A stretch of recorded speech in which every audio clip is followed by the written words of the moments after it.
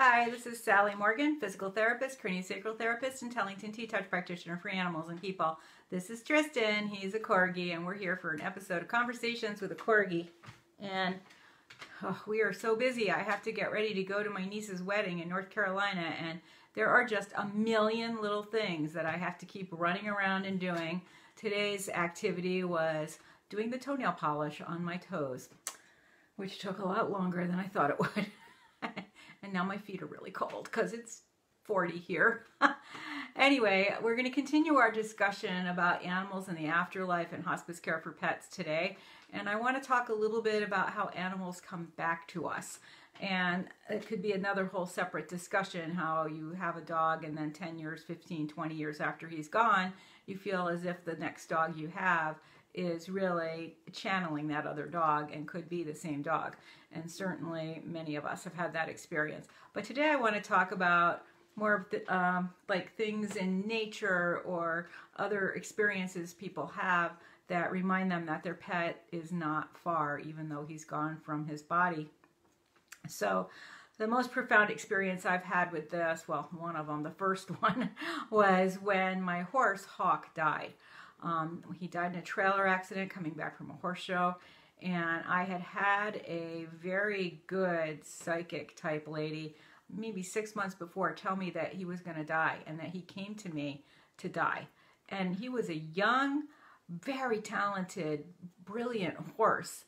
He was a little bit sickly, being a true black. He had occasional bouts of agitoria, which is tying up. They get sort of they have trouble getting lactic acid out of their muscles, and he had some other issues with kind of crooked legs, but he'd basically been in a field for 6 years, so his legs were strong, and I wasn't jumping him.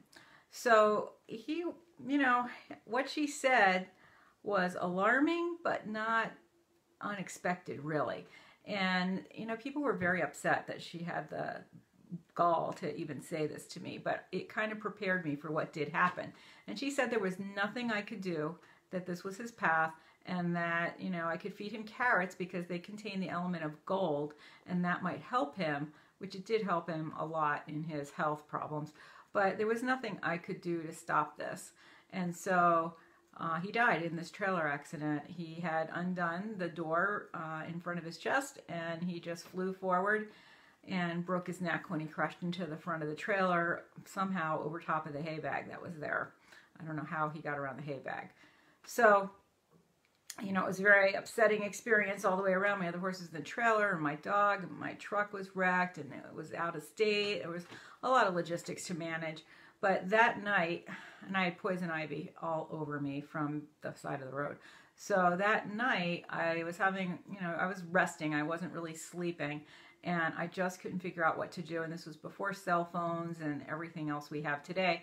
And we had these crystals that Linda Tellington had given us in our T-Touch classes as a way to stay in touch with each other. They're just big quartz crystals, and they have a certain vibrational frequency. And she had said if we hold that frequency, that crystal in our hands, it'll connect us to the other people in the class. So I had all my crystals around my pillow in my bed, and I was holding one. And I suddenly realized what I needed to do was call an animal communicator. Well, now they're everywhere, but at that point, there really weren't very many people doing this work. And without the internet, you couldn't find them. But someone in our group, and certainly she's good friends with Linda Tellington, knew about Penelope Smith, who was one of the original animal communicators. Her first book is still one that lots of people use to learn animal communication. And she was out in California, and it was maybe 1 in the morning, 2 in the morning. So I knew that in California it was much earlier, so I might not disturb her if I called her. And I actually had her phone number, or I called somebody that gave me her phone number, maybe even Linda. So I think it might have been another woman that was in our class who actually became an animal communicator later.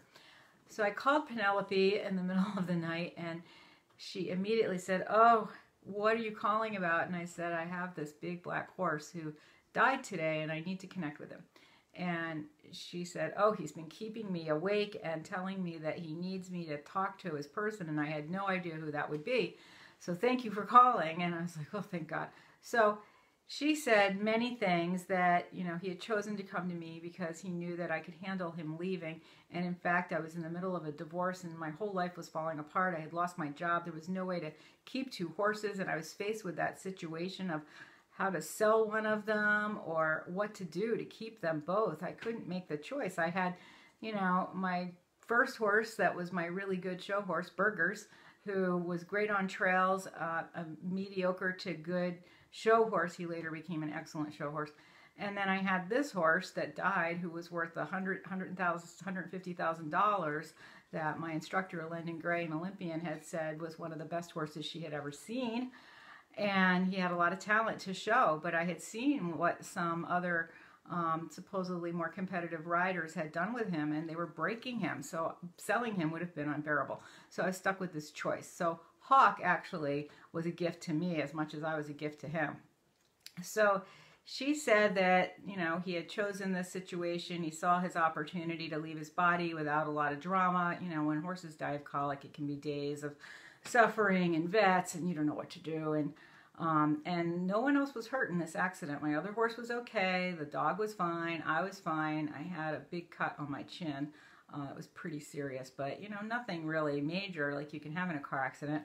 And, you know, we all pretty much walked away except him. So he saw that this was his chance to leave the earth plane. And then Penelope said some really key things, that he wanted to be a bird. He had always wanted to be a bird, which was very interesting because he was a dressage horse, not a jumper. But boy, did he not spend time on the ground. He was leaping and bucking, and there was a good year of us going to shows. And if he would just keep his feet inside the arena, that was a miracle because he was so bouncy and jumpy. And he also had tremendous loft in his gait. He was just airborne when he trotted. It was just miraculous the way this horse moved, given how he was built. So when she said he wanted to be a bird, it sure did make a lot of sense to me. She also said, because I was worried about Burgers. Burgers had not had many friends in his life, and he didn't really love Hawk. Alexander Curlin, who's well known now as a clicker trainer for horses, who has trained some therapy horses, actually some minis. She said that she was not so sure that they were, quote, playing when they were loose running around the ring. She had a good sense that Burgers would, you know, really hurt him if he got close enough to him, which may have made some sense, but, you know, Hawk didn't really take it seriously. He did see this as a game, and being a little bit younger and super agile, there was no real risk of injury for him. But she said that he would come back to me as a bird. And I'm like, a bird? What do you mean? Like a hawk? Because his name was Hawk. Lots of Morgans are named Hawk. Their original line comes from a horse named Black Hawk. So, no, she said, any big black bird. Crows, ravens, hawks, you know, even mockingbirds, pet birds that people kept in their houses. And I said, that's so interesting because I have, and I've had everywhere I've lived since then, a bunch of crows that live by the front pasture where Burgers was and near my house. And so I saw those crows every day. And it's almost like they're calling me when I hear them. And every time I rode Burgers for months after that, I would see the crows. And they would come and fly right by us or sit on the fence and caw at us when we walk by. And so she said, every time I see a blackbird, that's a reminder of him and that he is speaking to me. And sure enough, here it is. What is it? 30 years later almost. Oh, it's a long time. I'm living in this house on 8 acres, and I've got crows that roost in the trees across the street, spend a lot of time in my yard, and whenever I'm having sort of a little bit of a spiritual shift or concern, the crows are right there to remind me, just like my purple hair, to stay connected to spirit, because that is what guides me. And I am so blessed to have called Penelope and that this horse brought me to her, and to have discovered what a great thing it can be to have animal communicators in your life when you have lost an animal. It can really make a difference. And I encourage you to call several. If the first one you call doesn't help you, Comet and my dog Winston come back to me more literally, in a way. I mean, not like a bird, but I see them in the house. Sometimes I'll look down and I feel a Corgi brush my legs, and Tristan's in the next room. Or I will come downstairs in the morning, and where Comet's bed used to be in this house, I'll see a Corgi sitting on the rug there that has a Corgi on it. And so I know that they are with me. And certainly my other horse, Burgers, when I see the black crows, I am also reminded of him. So, and many people have told me, you heard in Major's story about the little sparrow that came to this woman's house after her Pyrenees died and kept her company and came back for many years after that.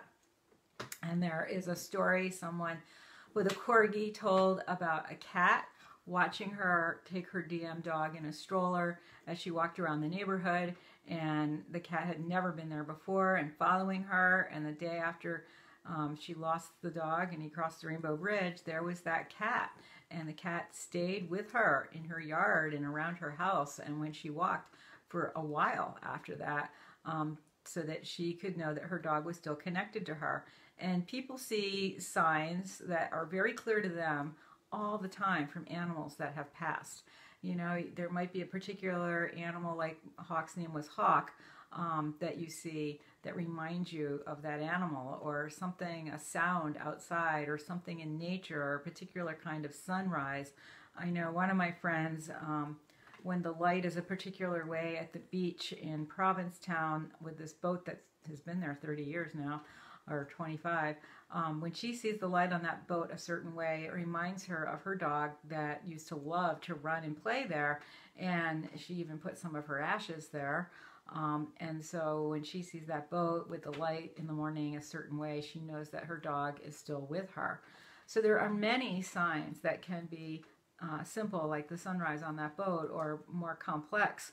I had another client I worked with who had a Malamute, and I've told this story a few times, but the Malamute had died, and then he got a new puppy a few months later who was like 2. And that dog started to adapt to and adopt a lot of the prior behaviors of the original dog. And he felt sure, and so was I and others that heard the story, that that was the old dog coming to help the young dog fit into the house. And he loved that old dog so much. It was his first dog. They had a tremendous bond. A lot of these Malamutes love to do outdoor activities with their people. A lot of guys have them and really bond closely with them. And, you know, having that dog stay with him through the young dog that he had also gotten through the rescue was really a profound experience for him. And he's probably on his 3rd or 4th dog since then now. And I would love to know if he still feels the presence of his original dog, like so many of us do, either in the house or when we're out in the barn. And I know that at the farm where my horse Burgers was when he died, not 1, not 2, but like 5 people at the barn would hear the herd of horses that had died. We had a lot of horses die there, galloping in the pasture in the back in the morning, even though all the horses were in. And we knew that it was Burgers and this horse Hatchet, who was also his friend, and a couple of other horses that had passed there, and that they were just running up and down the hills there. And each time these girls that worked at the barn, or somebody who came to ride early in the morning, came out and said, I thought the horses were out, and I walked around the pasture, but they were all in the barn. But I swear I heard hoofbeats on the hill. So, and then they shared that with those of us who had lost horses. So, you know, we knew who they were. They were out there playing, because that place really was heaven on earth for horses. Beautiful, rolling pastures, seeded with the most delicious things a horse would want to eat, and you know, just lush fields, and, you know, lots of separation so that horses could be with their friends and not just thrown out in a big bunch. So it was a wonderful place for them. So I encourage you to tell me and write to me at sallymorganpt@gmail.com and let me know any stories you have of animals coming back to you in whatever way, because I really want to compile these stories in a book to come out next year. So please send me your stories. And if it's not your specific animal, but one you know about, that is fine. And if you don't think you're much of a writer, that's not a problem. I can help you edit it. But generally, people's words are so compelling that that's all we need is what you have to say, and maybe correct the spelling or something. But, you know, what you have to say is valuable. Other people need to hear it. And I think these stories are really important. And lots of us, even with humans in our lives. I have a friend who was driving home from Vermont, and her car was making a funny noise, and she just thought, oh God, and it was late, and it was a back road, and she got out and was looking under the hood going, I don't know what I'm going to do. And again, before cell phones were invented. And she just sat there a minute and started the car up. It was still kind of knocking, turned it off, started it a third time, and then things seemed fine. So, oh, good, Renee. Write to me your stories, please. You can send many. You can send 5, 6. I don't care. So my friend started her car up again, proceeded down the road, maybe a mile, and there was a massive car accident that she would have been involved in. And she has no doubt that her mother, who passed when this woman was maybe 12 years old, is what was making the car shake to stop her from being injured. And there's lots of stories that people have of grandmothers and mothers and brothers and sisters and fathers coming back to them to save them from a car accident, a house fire, you know, a tree falling on them, hiking in the wrong place, you know, things like that. So these stories are profound and really keep us in touch with the world beyond our daily lives. And I think it's really important that we share them. So please, Renee, tell me your stories. Any length is fine, nothing too short, too long. And if you have pictures of the animals, that would be also super good. You don't have to send them right away. And again, it's sallymorganpt@gmail.com. I really want to collect these stories and make a little book about animals in the afterlife and hospice care for pets. So thanks for joining us today. Please share your stories, and I will be back possibly tomorrow before I get on the road for this whole wedding run around that we have with a nor'easter coming up the coast. My poor mother. We've had so many things go wrong. The airline tickets got messed up. Her dress got messed up. My dress had to get refitted 2 or 3 times with different people. It's just been one little snafu after the next. But it's supposed to be sunny-ish and not too freezing cold on Sunday for the actual wedding. So I think it'll all work out. Safe travels to the wedding. Thanks. And no Millie to visit this. He really likes the Schnauzer. He's excited to go visit Shotzi. It's her birthday tomorrow. Maybe we'll talk about Shotzi's birthday real quick before we leave. What do you think? That's an old Schnauzer now. Thanks for joining us, everybody. Have a great day. And we'll try to see you tomorrow and possibly from the airport on Saturday. Sunday, I don't know that we're doing Facebook Live. I can't carry all this equipment around with me, and my sister's probably going to try to do something, but we're in this bridal room with all these women getting dressed. It's not conducive to Facebook Live. And then Monday, we're leaving pretty early to come back. So, and then I work on Wednesday, so I'll see you on Tuesday for sure, but possibly in between. Thanks for joining us. Have a great day.